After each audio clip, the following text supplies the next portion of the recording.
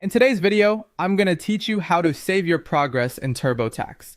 If you're working on your tax return, it's important to know how your information is saved so you don't lose any of the work you've already completed. The good news is that the way you save depends on which version of TurboTax you're using, and both options are pretty simple once you know where to look. If you're using TurboTax Online, your progress saves automatically as you work. That means as you complete each screen or click Continue, TurboTax stores your information for you in the background.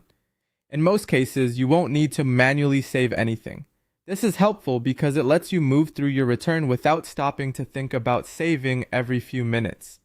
Even so, it's still a good habit to pause for a moment after entering important information and make sure the next screen loads properly, since that usually confirms your progress has been recorded. If you're using the desktop version of TurboTax, saving works a little differently. Since the program is installed on your computer, you'll need to save the file yourself. To do that, go to the top menu bar, select File, and then choose Save. You can also use the keyboard shortcut Ctrl+S, which is often the fastest option if you want to save quickly while you work. Using Save regularly is a smart habit, especially if you've just entered a large section of information or made changes you don't want to lose. The key difference is simple.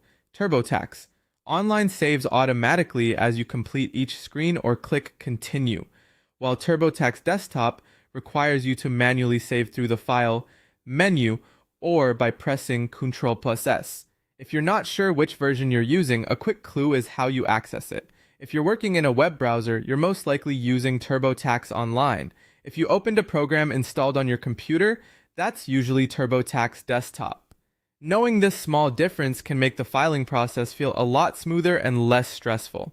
Whether your work is being saved automatically online or you're manually saving on the desktop version, understanding how it works helps you stay confident as you move through your return. Thanks for watching, and I'll see you in the next video.